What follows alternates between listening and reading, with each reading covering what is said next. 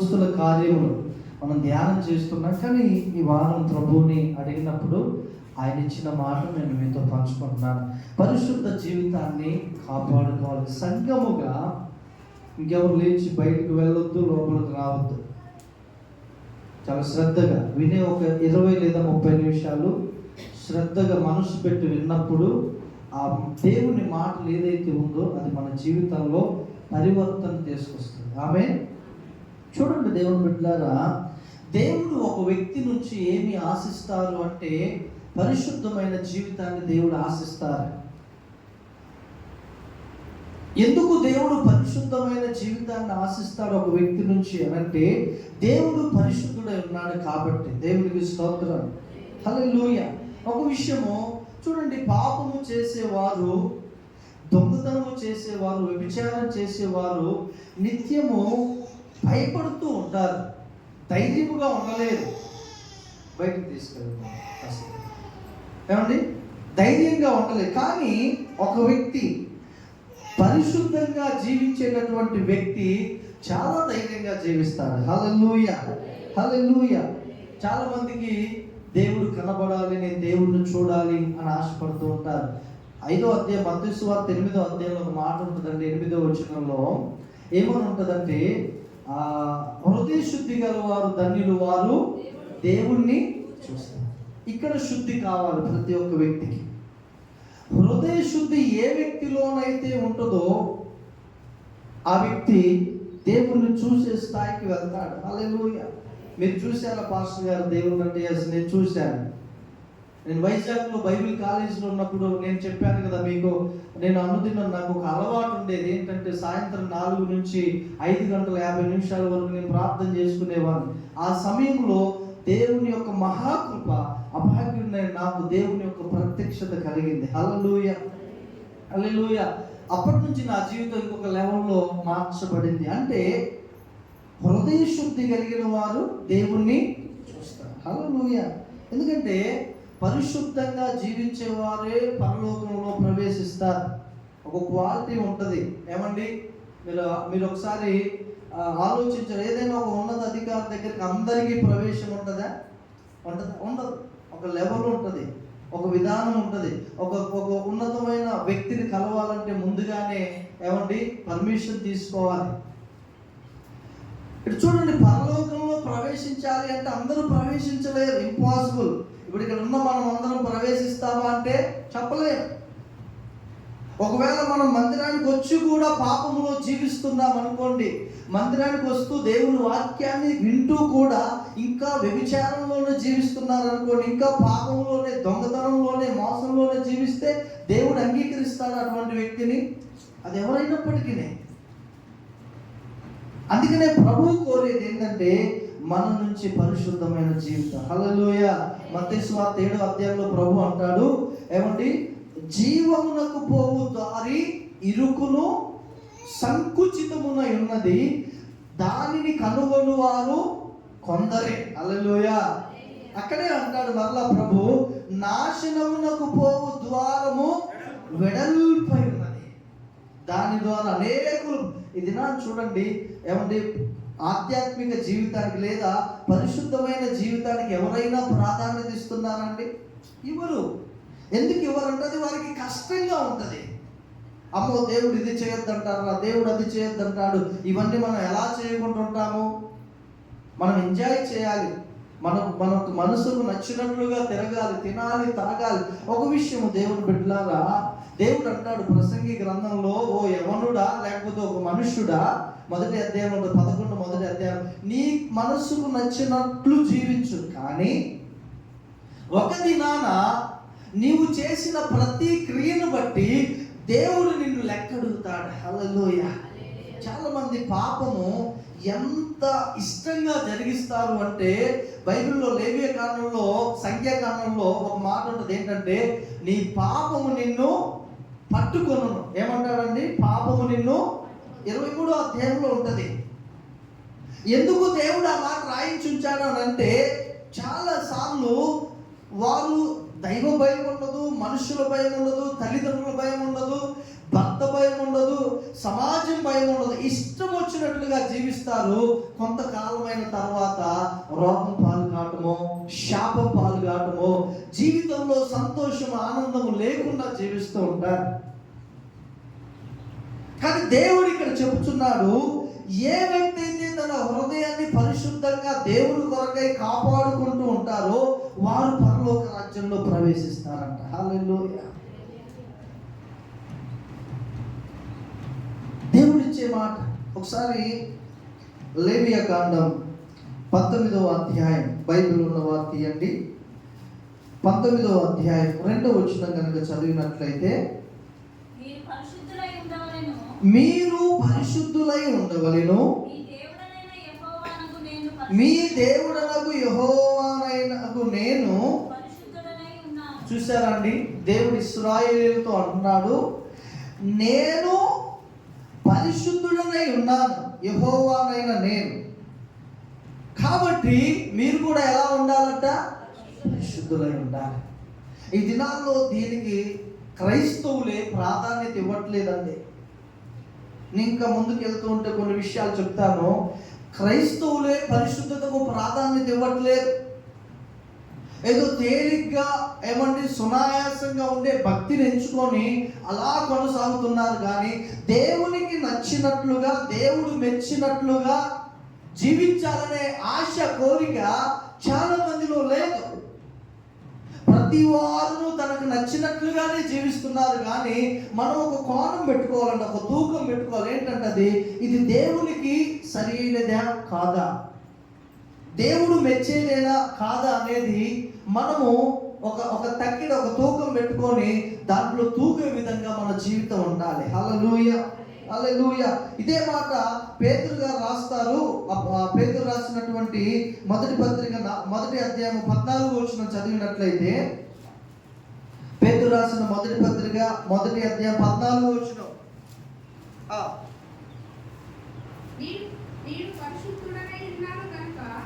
ఏమన్నాడమ్మా? నేను పరిశుద్ధుడనై ఉన్నాను గనుక మీరును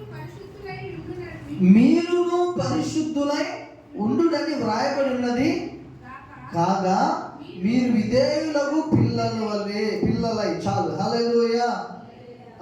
చదవండి సిస్టర్. మీరు విధేయులకు పిల్లలై మీ పూర్వపు అజ్ఞాన దశలో మీకుండిన, ఏమంటున్నాడంటే మీ పూర్వపు అజ్ఞాన దశలో.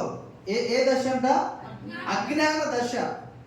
అజ్ఞాన దశ అంటే జ్ఞానము లేనటువంటి దశ, అంటే జ్ఞానము లేనటువంటి జీవితం, జ్ఞానము లేనటువంటి కాలము ఏదైతే ఉందో మీ పూర్వం, అంటే యేసు ప్రభువుని ఎరగక ముందు, దేవుణ్ణి ఎరగక ముందు, దానిని ఏమంటాడండి?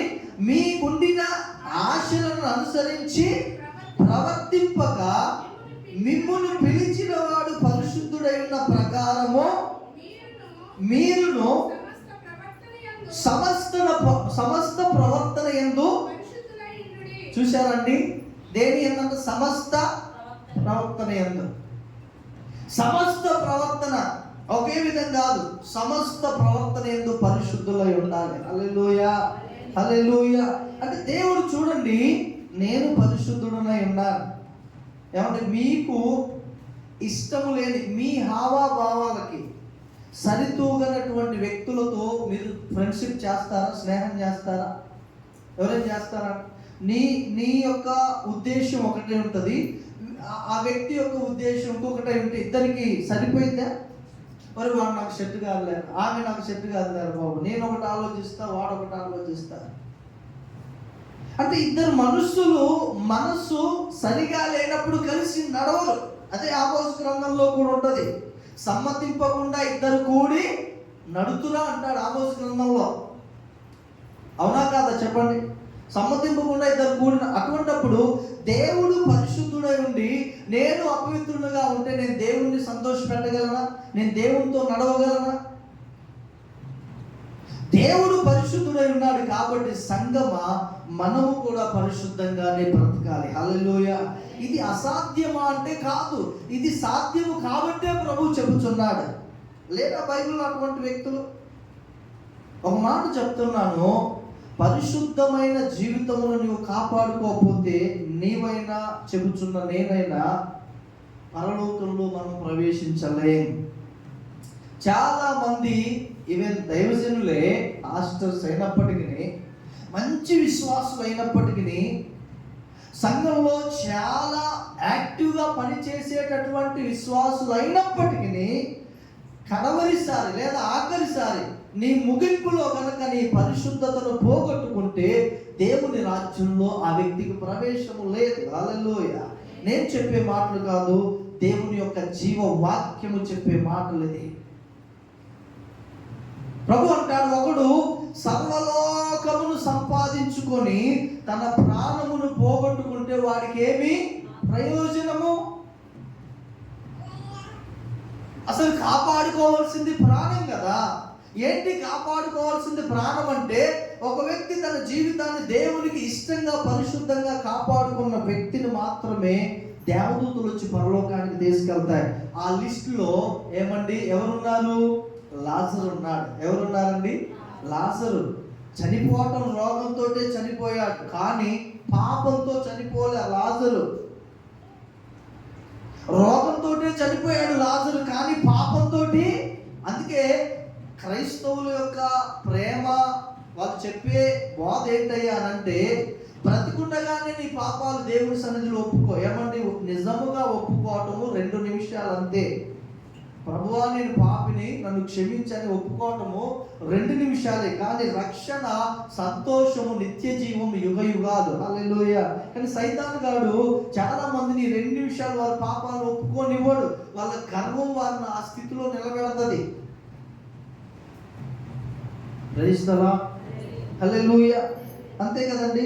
అయితే ఒక వ్యక్తి పరిశుద్ధ జీవితాన్ని కాపాడుకోవాలంటే ఏం చేయాలి అనే విషయాలు నేను ముగించేస్తాను. చెప్పండి, ఒక వ్యక్తి పరిశుద్ధ జీవితాన్ని జీవించాలంటే ఏమి చేయాలి? ఇప్పుడు నీ ఆస్తి నువ్వు కాపాడుకోవాలనుకోండి, నీకు మీ తల్లిదండ్రులు కొన్ని విధానాలు చెప్తారు. రే నీవు చెడు స్నేహం చేయొద్దురా. ఇంకా మన పల్లెటూరు భాషలో చెప్పాలంటే, రే గాలితో నువ్వు తిరగొద్దురా బాబు అంటారు. పలానాతో తిరగొద్దురా, వాడన్ని వాళ్ళ అయ్యే సంపాదించిందంత పోగొట్టుకున్నారా, వాడి చెత్త పట్టుకంట అంటే ఒక నియమం. నీ ఆస్తిని నువ్వు కాపాడుకోవాలి అంటే ఒక నియమం నీ తల్లిదండ్రులు చెప్తారు నీకు. అలాగే నీ పరిశుద్ధ జీవితాన్ని నువ్వు కాపాడుకోవాలంటే చాలా విషయాలు, నియమాలు ఉన్నాయి. కానీ ఒక 3 విషయాలు చెప్తాను నేను. హల్లెలూయా. మొట్టమొదటిగా మన పరిశుద్ధమైన జీవితాన్ని కాపాడుకోవాలంటే క్రైస్తవులుగా మనము క్రమము కలిగిన ప్రార్థన జీవితం జీవించాలి. చెప్పండి ఏంటి? క్రమము కలిగినటువంటి ప్రార్థన జీవితం. ఆపద వచ్చినప్పుడు ప్రార్థన కాదు, గుర్తుపెట్టుకోండి. కష్టం వచ్చినప్పుడు మోకరించడం కాదండి. ఎవరైనా చేస్తారు, అన్యజనులు కూడా చేస్తారు. అసలు దేవుడు లేడనే వ్యక్తి కూడా ఆపద వచ్చినప్పుడు దేవుణ్ణి ప్రార్థిస్తారు. అది విషయం కాదు. క్రైస్తవులుగా మనము ఒక క్రమం కలిగినటువంటి ప్రార్థనా జీవితం కలిగి ఉండాలి. అనుదిన ఎంతమంది అండి ప్రార్థన చేస్తూ ప్రతిరోజు నేను క్రమంగా చేసేవాళ్ళు? మిగిలిన వాళ్ళంతా గుర్తొచ్చినప్పుడు చేస్తాం, సమయం ఉంటే చేస్తాం. మేము చాలా బిజీ అండి పాస్టర్ గారు అంటారా? ఒక విషయము, మనల్ని సజీవులుగా కాపాడేది మనం దేవుడికి చేసే ప్రార్థన, ఆ సహవాసం. హల్లెలూయా. దానిని మనం నిర్లక్ష్యం చేసామనుకోండి, ఆటోమేటిక్గా సాతానుడికి నువ్వు డోర్స్ ఓపెన్ చేసినట్టే. ఏ వ్యక్తి అయితే క్రమము కలిగిన ప్రార్థన జీవితానికి ఫుల్ స్టాప్ పెడతాడో ఆ వ్యక్తి ఆటోమేటిక్గా సాతానుడికి డోర్స్ ఓపెన్ చేసినట్లే. ఒక వ్యక్తిని మనం జ్ఞాపకం చేసుకుందాము. ఆ వ్యక్తి పేరు దానియేలు. చెప్పండి, ఏ పేరు ఆ వ్యక్తి పేరు? దానియేలు. ఏంటయ్యా దానియేలు ఏం చేసేవాడంటే, దానియేలు యొక్క పొజిషన్ ఒకసారి మనం ధ్యానం చేద్దాం. 6వ అధ్యాయం 1వ వచనం చదవండి. అతను ఉన్న స్థితి ఏంటో మనం ఒకసారి జ్ఞాపకం చేసుకుందాం.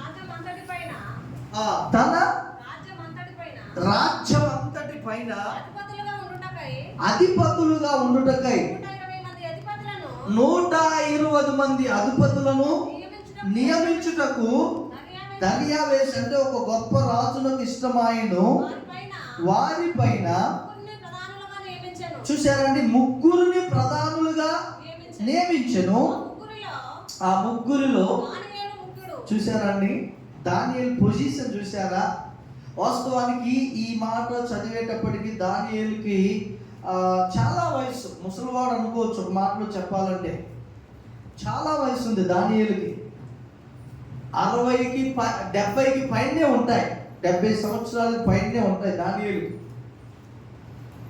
ఈ దానియేలు దర్యావేష్ అనేటటువంటి ఒక రాజు ఆ బబులోని దేశంలో సామ్రాజ్యంలో ఏలుబడి చేస్తున్నప్పుడు 120 సంస్థానములు అంటే 120 దేశములు కలిపి ఈ బబులోని సామ్రాజ్యమే ఏలుబడి చేసేది. అంత పెద్ద సామ్రాజ్యంలో ఏమండి దర్యావేష్, మాదీయుడైనటువంటి దర్యావేషు రాజుగా ఉంటే అతని కింద 120 మంది గొప్ప అధికారులు ఉంటే ఆ 120 మంది అధికారుల మీద 3 అధిపతులను నియమించాడు దర్యావేషు రాజు.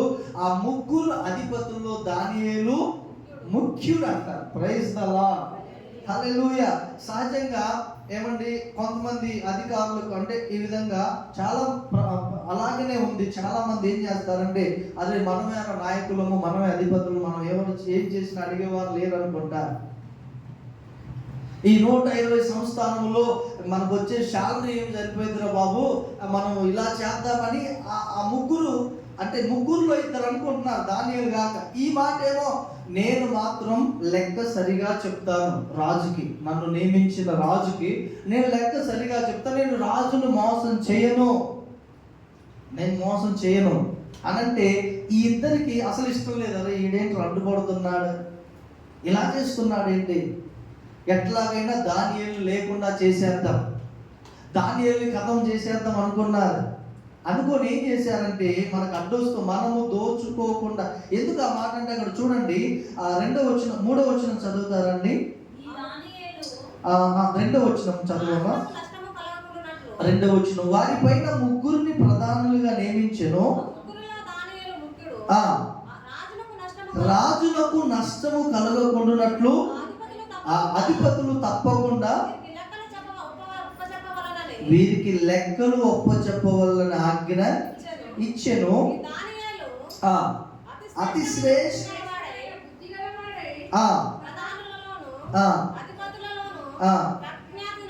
చూశారండి, ప్రఖ్యాతి నొంది ఉండేది కనుక రాజ్యమంతటి మీద అతను నియమించవలెనని రాజు ఉద్దేశించాడు.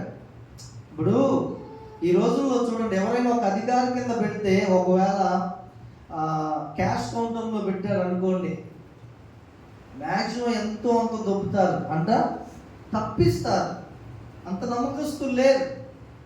కానీ క్రైస్తవులుగా మనం ఖచ్చితంగా నమ్మకంగా ఉండాలి. హల్లెలూయా, హల్లెలూయా.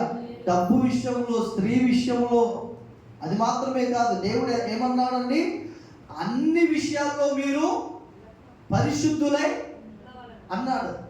అన్ని విషయాలు కాదు, సమస్త విషయంలో. మనం చదివాక పేతురు రాసిన మొదటి పత్రిక 1వ అధ్యాయం 14వ వచనంలో మీరు సమస్త విషయములలో పరిశుద్ధులై ఉండు అన్నాడు. దానియేలు అలా నమ్మకంగా ఉండడాన్ని బట్టి రాజుకి ఏమైందంటే ఇక లాభం లేదురా, ఇతన్ని శ్రేష్టంగా ఉన్నత అధికారం ఇచ్చేద్దామని అనుకున్నారు. ఈ లోపు వీళ్ళకి ఇంకా అతని మీద కుళ్ళు, ద్వేషం పుట్టింది ఇద్దరికి. వీళ్ళు ఏమనుకున్నారంటే దానియేలు ఎలాగైనా లేకుండా చేద్దామని, ఎలా కనుగొందాం, ఇతన్ని భక్తి విషయంలో తప్పితే ఇంకొక విషయంలో మనం తప్పు పట్టలేము, ఎందుకంటే అంత శ్రేష్టమైన బుద్ధి గలవాడు. చాలా మంది అనుకుంటారు పాస్టర్ గారు ఏంటంటే మోసం చేయకుండా మేము ఎలా సంపాదించుకోగలమండి. దేవుని బిడ్డలారా, ఆశీర్వదించేది దేవుడు. ఆయన ఎలాగైనా నిన్ను ఉన్నత స్థితిలోకి తీసుకురాగలడు. హల్లెలూయా, హల్లెలూయా. అవునా కాదు? ఏమండి, ఆశీర్వదించేది ఎవరు? దేవుడే. అయితే ఈ భక్తి విషయంలోనే మనం తప్పు కనుగొనమని ఏం చేశారంటే దర్యావేషు రాజు దగ్గరికి వెళ్ళి ఈ 2 + 120 మంది అందరు వెళ్ళి, రాజా ఒక మనవి ఏంటంటే వీళ్ళు చక్కగా అంటున్నారు, ఏంటయ్యా చెప్పండి అని అంటే అంటున్నాడు, ఒక 30 రోజులు రాజా ఇదిగో నీ దగ్గరే మేము ప్రార్థిస్తాం, నీ దగ్గరే మా మనవులు చెప్తాం, మా అవసరం ఏదున్నా నీ దగ్గరే చెప్తాం, కానీ ఏ దేవుని యొద్ద కానీ దేవత యొద్ద కానీ మేము చెప్పం, ఇది ఒక నియమం నియమిద్దామని అంటే పాపం దర్యావేషు ఆలోచించలే. ఒక దానియేలు అనేవాడు ఉన్నాడు, భక్తిపరుడు అనేవాడు ఉన్నాడనే స్ట్రైక్ కాదు అతని మనసులో. తర్వాత బాధపడ్డాడు, ఓహో అలాగా, సరే మేము వచ్చినందుకు కాదనాలి కానీ అన్నాడు. ఒక సంతకం చేసేసాడు.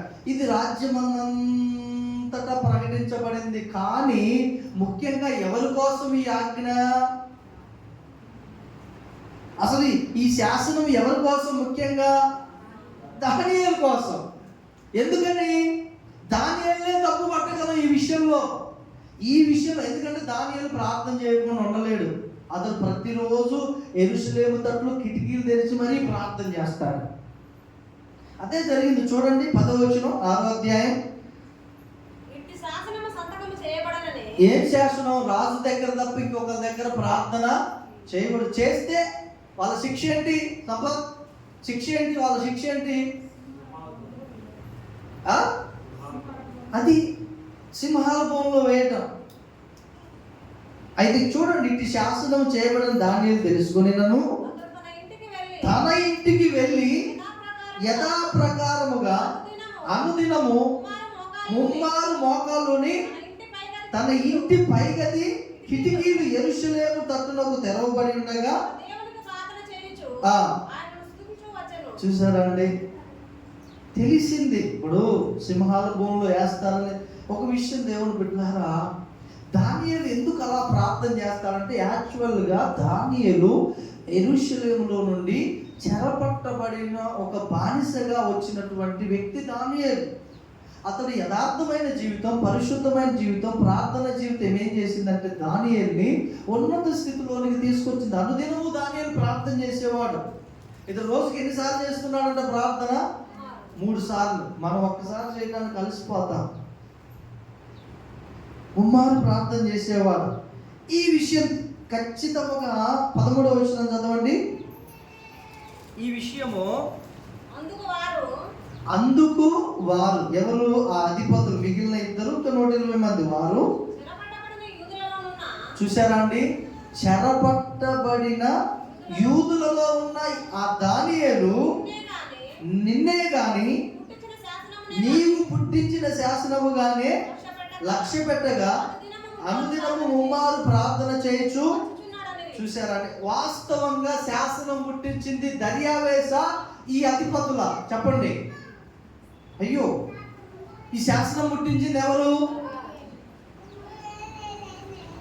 నీ దగ్గర తప్ప ఇంకొక దేవుని దగ్గర ప్రార్థన చేయకూడదు రాజా అని శాసనం పుట్టించింది ఎవరు? అధిపతులు. ఎందుకోసం శాసనం పుట్టించారు? దానియేలు ఎట్లా ప్రార్థన చేస్తాడు కాబట్టి పట్టుకొని సింహాల బోన్లు వేస్తే సింహాలు అతన్ని చంపుకొని తింటాయి. ఇప్పుడు రాజ్యంలో మన ఇష్టం వచ్చినట్లుగా మనం సంపాదించుకోవచ్చు అనేది వీళ్ళ యొక్క ముఖ్య ఉద్దేశం. కానీ దానియేలు ప్రార్థన చేయటం ఆపాడా? ఆపలేదు. కాబట్టి రాజు దగ్గరకు వచ్చి వీళ్ళు ఏమంటున్నారంటే 13వ వచనంలో, అందుకు వారు చెరపట్టబడిన యూదుల్లో ఉన్న దానియేలు, రాజా నిన్నే గాని నీవు పుట్టించిన శాసనమునే గాని లక్ష్య పెట్టగా అనుదినము ముమ్మారు ప్రార్థన చేయుచున్నాడయ్యా అన్నారు. దేవునికి స్తోత్రం. ఇప్పుడు 16వ వచనం చదవండి.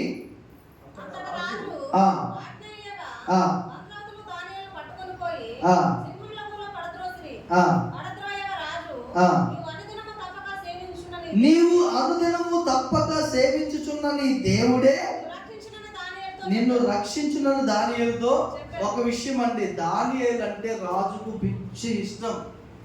ఎంత ఇష్టం అంటే ఇద్దరు ప్రాణ స్నేహితులుగా ఉంటారు. వీళ్ళ కుట్ర రాజుకు తెలుసు. తర్వాత దానియేలు తీసుకొచ్చి దోషిగా నిలబెట్టగానే ఎంత పని అయిపోయింది అని మీరు 14వ వచనం చూడండి. రాజు తన మనస్సు దృఢము చేసుకొని సూర్యుడస్తమించు వరకు అతని విడిపించుటకు ప్రయత్నం చేసెను.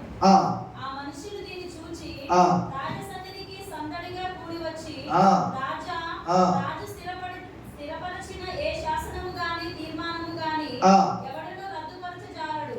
ఇది నాదీయులకును పారసీయులకును విధి అని తమను తెలుసుకొనవలెనని అని అంతట రాజు.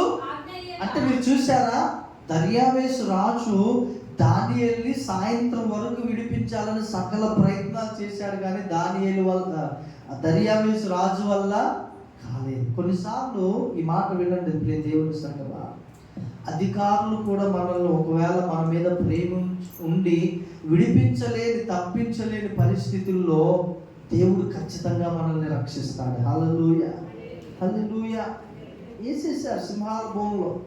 ఈ రాసి అంటున్నాడు ఏంటంటే, దానియేలు నీవు అనుదినము తప్పక సేవించున్న నీ దేవుడే నిన్ను రక్షించును గాక. హల్లెలూయా. ఆఖరిగా 18వ వచనం చదవండి. ఆ రాత్రంతా ఉపవాసం ఉండి నిద్ర పట్టకపోయేను.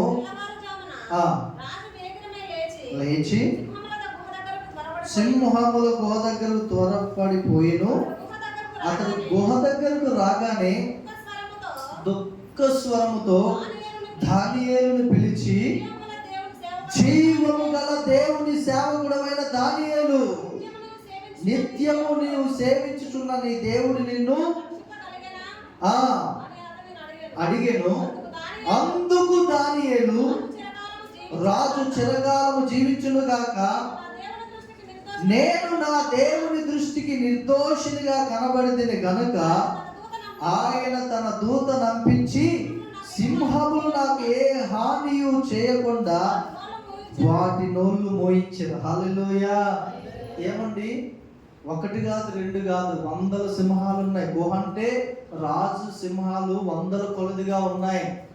ఒక దానియేలును వేశారు సింహ గుహలో. చూడండి, ఈ సింహాలు, ఇన్ని 100 సింహాలు, మీరు ఆలోచించండి, ఏ పక్క అయితే చెప్పండి దానియేలును తింటే, అవునా కాదు? అంతంత మాంసం వస్తుందేమో. మీరు ఆలోచించండి. దేవుడు వారి నోరులు మోయించి మీరు కాము ఉండండి, రేపు మీకు నేను ఆహారం ఇస్తాను, మీరు కాము ఉండండి అన్నాడు దేవదూత. ఇప్పుడు దేవదూత చెప్పినాక సింహాలు కాము ఉండకుండా ఉంటాయా చెప్పండి? ఏం చేశాడంటే వాటి నోరులు మోయించానంట. ఇక అయిపోయింది. రాజు చెప్పాడు, రై సింహాల గుహ డోర్ ఓపెన్ చేయండి అన్నాడు. అక్కడ సోల్జర్స్ ఉంటారుగా, మంత్రోతులు. ఓపెన్ చేయగానే దానియేలు వచ్చాడు. ఇప్పుడు రాజుకి అర్థమైంది, ఇంత నిర్దోషి నీతిమంతుడైన దానియేలు మీద నింద మోపి ఎక్కడా ప్రార్థన చేయొద్దు, నీ దగ్గరే చేయాలని చెప్పి దానియేలు మీద కుట్రతో ఈ శాసనం మీరు పెట్టారు కదా. ఎందరైతే దానియేలు మీద కుట్ర చేశారో వాళ్ళందరూ తీసుకురా. ఆ అధిపతులందరూ 120 మంది, వారి పిల్లలు, ఈ 2 వారి భార్య పిల్లలు అందరూ ఏం చేశారు రాజు అంటే, ఆ గుహలో వేసేసారు. సుమారుగా 200 మంది ఉంటారండి. ఎంత? సుమారుగా. మీరు చదవండి, ఆ కింద వచ్చిన 24వ వచ్చిన, రాజు ఆజ్ఞ అయ్యగా దానియేలు మీద నింద మోపిన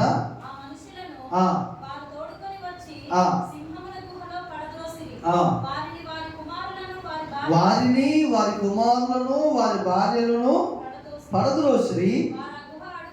అడుగునకు రాకమునిపే సింహముల పాలేరి. సింహములు వారి ఎముకలు సైతం 5 నిమిషాల్లో క్లియర్ చేసి. అంటే చూడండి, ఒక ప్రార్థనాపరుడు అనుదినము తప్పకుండా ప్రార్థించేటటువంటి ఒక వ్యక్తికి దేవుడు ఎల్లప్పుడూ కాపుదలగా ఉంచుతాడు. హల్లెలూయా. ఎల్లప్పుడూ తోడుగా ఉంటాడు. ఆయన తన దూతలకు ఆజ్ఞాపిస్తాడు. మీరు అనుకోవచ్చు ఎప్పుడు ప్రార్థన చేయాలా అని అనుకోవచ్చు, కానీ మీరు ఎంత ఎక్కువగా ప్రార్థన చేస్తే అంత ఎక్కువగా దీవించబడతారు, అంత ఎక్కువగా దేవుని యొక్క సహాయం మీకు కలుగుద్ది. హల్లెలూయా, హల్లెలూయా. మీకున్న సమయంలోనే సమయాన్ని వ్యర్థపరచుకోకుండా, వ్యర్థమైనవి ఏమండి సంభాషణ లేకుండా మీ ఉద్యోగం, మీ వ్యాపారం, మీ పని అంతా చేసి మిగిలిన టైం దేవునికి ఇస్తే, ప్రార్థన చేస్తే ఖచ్చితంగా దేవుడు తన దూతలను మీకు పంపిస్తాడు. హల్లెలూయా.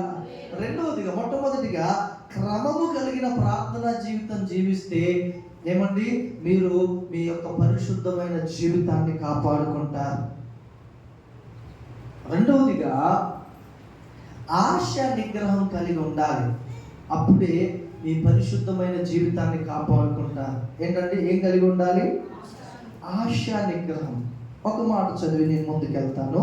మ్యాక్సిమం 10 నిమిషాల్లో మనం ముగించుకుందాము. గలతీయులకు రాసినటువంటి పత్రిక 5వ అధ్యాయం 22వ వచనం చదవండి. అయితే చదవండి.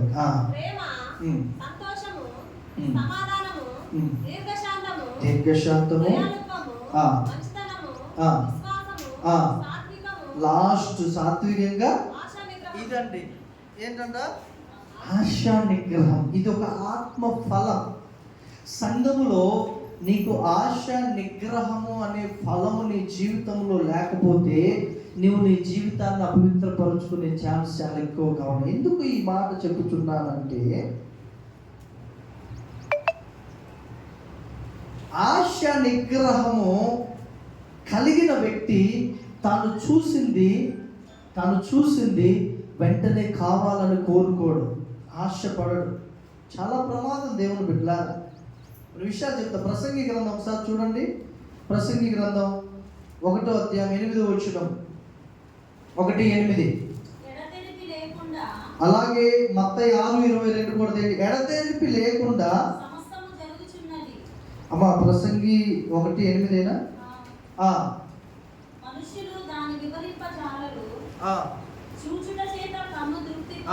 అది కావాలి. చూచుట చేత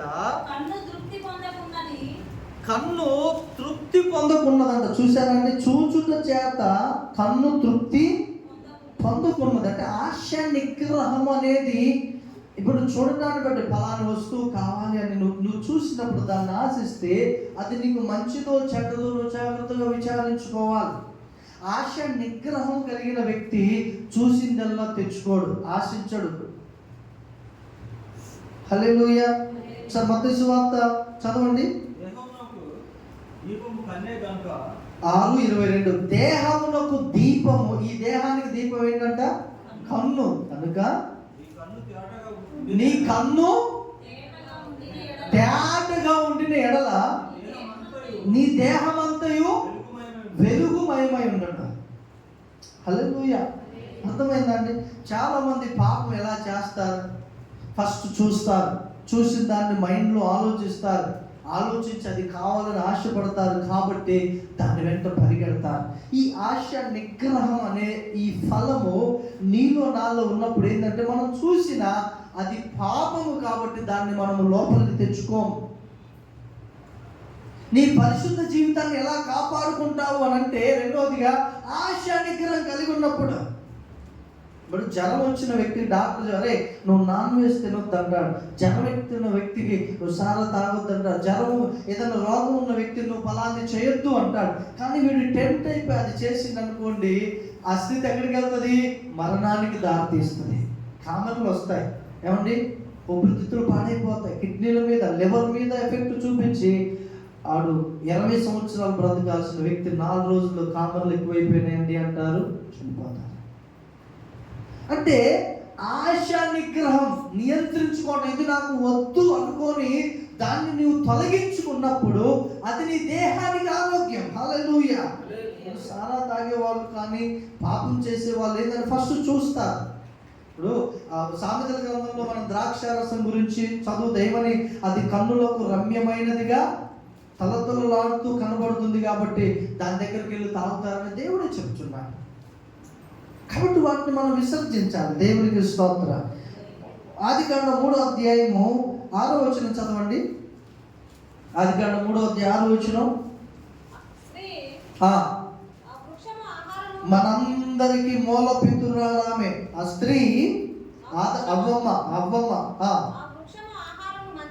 చూసారండి, ఆ వృక్షము ఆహారమునకు మంచిదియు కన్నులకు అందమైనదియు.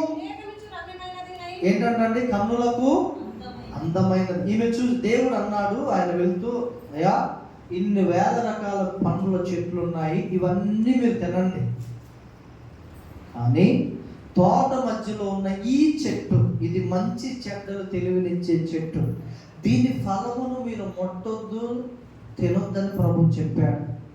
కానీ దుష్టుడు ఉంటాడే, ఎవరు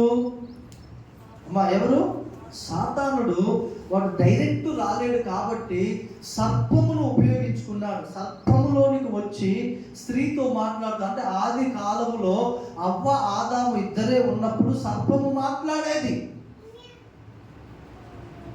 అవంటుంది, ఇదిగో ఈ చెట్టు ఫలము తినొద్దని దేవుడు చెప్పాడా అని అంటే అవంటది, అవునండి ఇది తినొద్దని చెప్పాడు అని అంటే, ఆ సర్పం అంటే ఆమెలో ఆ సర్పం పాములో ఉన్న దెయ్యం మాట్లాడుతుంది, ఇది చాలా మంచిది, నీవు కనుక తింటే నీ కన్నులు తెరవబడతాయి, నువ్వు దేవతల వల్లే ఉంటావని చెప్పగానే అవ్వమ్మ మోసపోయింది. ఎట్లా మోసపోయింది? అది చూపు నాకు ఎలా ఉందంట? అందమైనది. ఎలా ఉందంట? లోకంలో ఇప్పుడు అందానికి ఉన్న ప్రయారిటీ మరి దేనికి లేదండి, ఒక బిజినెస్ అయిపోయింది. అంటే సాతానుడు ఆ దినాల్లో అవ్వను మోసపరిచినట్లుగానే ఈ దినాల్లో అందము ద్వారా అనేకులు మోసం చేస్తున్నారు. అనేక కుటుంబాలు నాశనం అయిపోతున్నాయి. కారణం ఏంటంటే పై రూపాన్ని చూస్తున్నారు కానీ ఆంతర్య రూపాన్ని చూడట్లేదు. మన భారతదేశంలో రోజుకి 25,000 విడాకులు అవుతున్నాయని చూస్తా. ఎందుకు? పై రూపాన్ని లక్ష్య పెట్టాడు కాబట్టి, పై రూపాన్ని లక్ష్య పెట్టింది కాబట్టి, వారు ఆశించింది దొరకట్లేదు కాబట్టి డైవర్స్. కానీ మనకి కావలసిన సౌందర్యం ఏంటంటే హృదయ సంబంధమైన సౌందర్యం. హల్లెలూయా.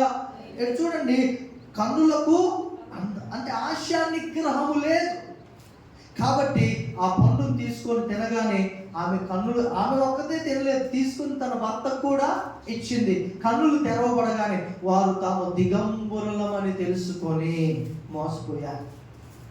దేవుడు వచ్చాడు చల్లపొండు నుంచి, ఆదామా అంటే వెళ్ళి ఏమంటే చెట్టు చాటును దాక్కుంటున్నాడు.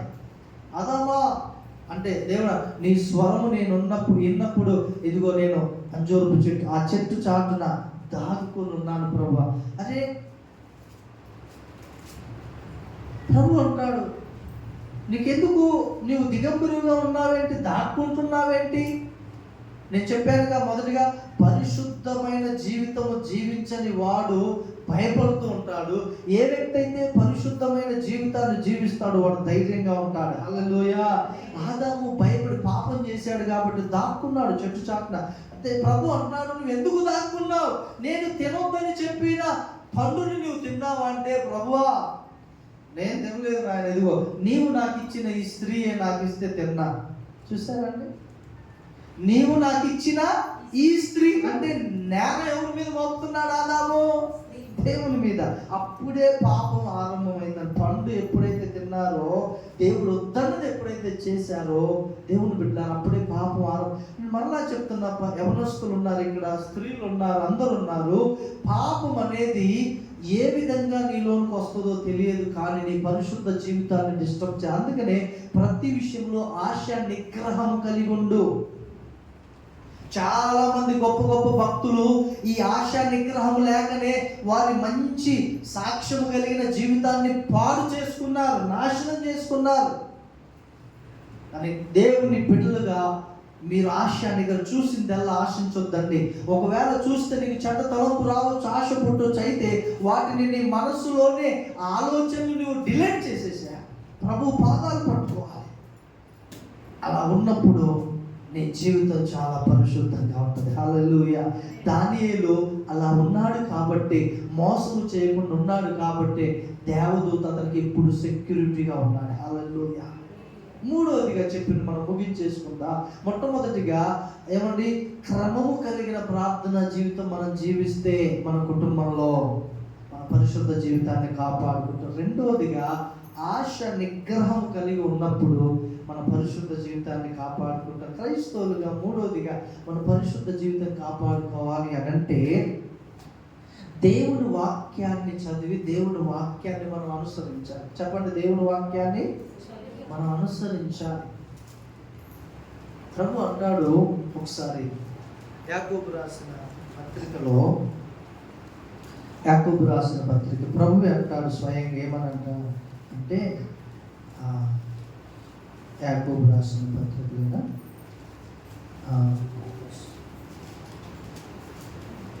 మొదటి అధ్యాయం మొదటి అధ్యాయం 22వ వచనం చదువుతారండి. మీరు వినువారు మాత్రమై ఉండి మిమ్మల్ని మీరు మోసపుచ్చుకోకుండా వాక్య ప్రకారము ప్రవర్తించు వారునై ఉండుడి. ఎవడైనను వాక్యమును వినువాడై ఉండి దాని ప్రకారము ప్రవర్తింపని వాడైతే కాదు నాన్న, సరిగా చదువు. వాడు అద్దములో తన సహజ ముఖమును చూచుకొను మనుష్యుల్ని పోలి ఉన్నాడు. వాడు తను చూచుకొని అవతలికి పోయి చూసారా? ఇప్పుడు మన అద్దంలో మన ముఖం చూసుకుంటాం. ఇంటి దగ్గర ఉండి అద్దంలో ముఖం చూసుకుంటాం, బాగుంది దూకుంటాం. బయటకు వచ్చిన తర్వాత ఎవరికైనా గుర్తుంటుందా చెప్పండి? నిజం చెప్పండి. వెంటనే ఏం చేస్తాం? మర్చిపోతాం. ఎంతసేపు గంటల ముందు అద్దం ముందు ఉన్నా బయటికి రాగానే మనం మర్చిపోతాం మన ముఖాన్ని. దేవుడు ఏమన్నాడంటే, నీవు వాక్యమును విని వాక్య ప్రకారము కనుక నువ్వు జీవించకపోతే వ్యర్థం అంటున్నాడు దేవుడు. అర్థమవుతుందా అండి? నీ వాక్యం విని ఆ వాక్యానుసారంగా నడుచుకోకపోతే నీవు ఇంకా వ్యర్థం అంటున్నాడు యేసు ప్రభు. అర్థమైందండి? ఇప్పుడు లూకా సువార్త 10వ అధ్యాయం 25వ వచనం చదవండి. మనం ముగించుకుందాం ఈ మాట చదివి. లూకా సువార్త 10వ అధ్యాయము 28వ వచనం. 10:28 11:28 చదవండి.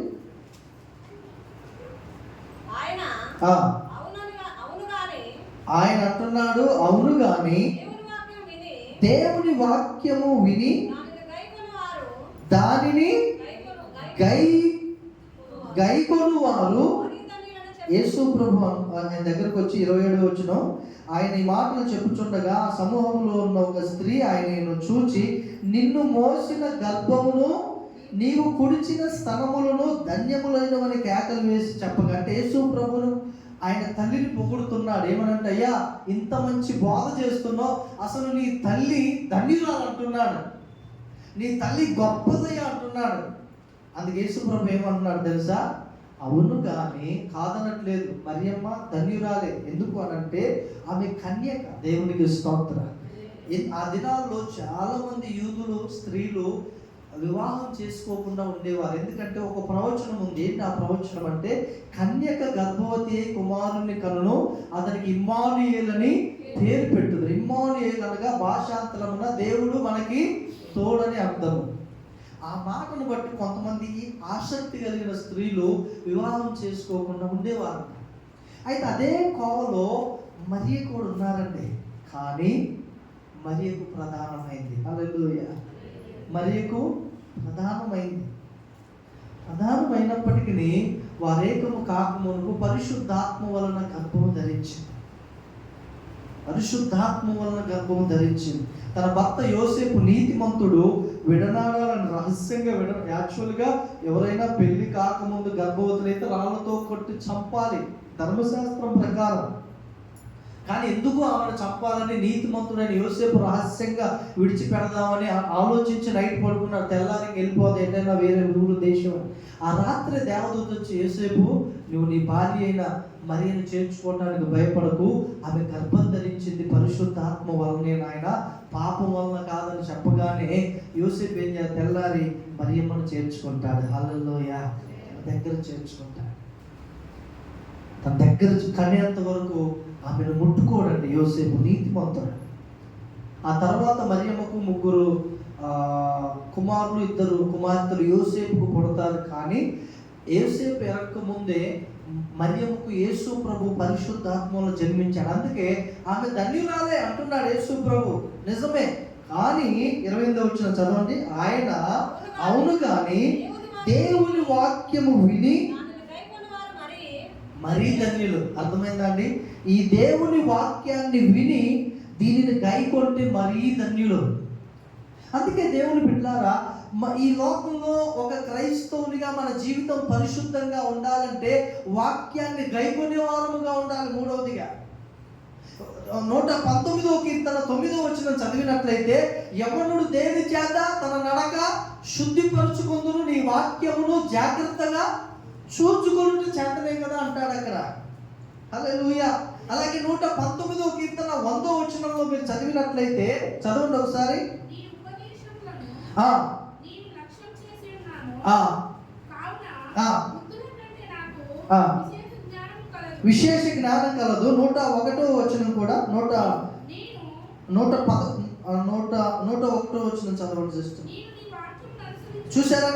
నీ వాక్యమును అనుసరించి చూశారండి, నేను నీ వాక్యమును అనుసరించి, దుష్ట మార్గములన్నిటిలో నుండి చూశారండి, నా పాదములు నేను నీ వాక్యమును అనుసరించున్నట్లు దుష్ట మార్గములన్నిటిలో నుండి నా పాదములు తొలగించుకొనుచు. దేవుని వాక్యం అనుసరించాలంటే మన దుష్ట మార్గములన్నిటిలో నుంచి మన పాదాలు తొలగించుకోవడం అంటే ఏంటి అర్థం? నరికేసుకోవడం అని కాదు. ఆ ప్రదేశంలోనికి వెళ్ళకుండా, ఆ పాపము స్థలంలోనికి వెళ్ళకుండా మన పాదములు జాగ్రత్తగా కాపాడుకోవచ్చు. హల్లెలూయా, హల్లెలూయా. అలాగే 165 వచనం కూడా చదవండి సిస్టర్. నీ ధర్మశాస్త్రమును ప్రేమించు వారికి ఎంతో నెమ్మది కలుగును. నిజము దేవుని బిడ్డలారా.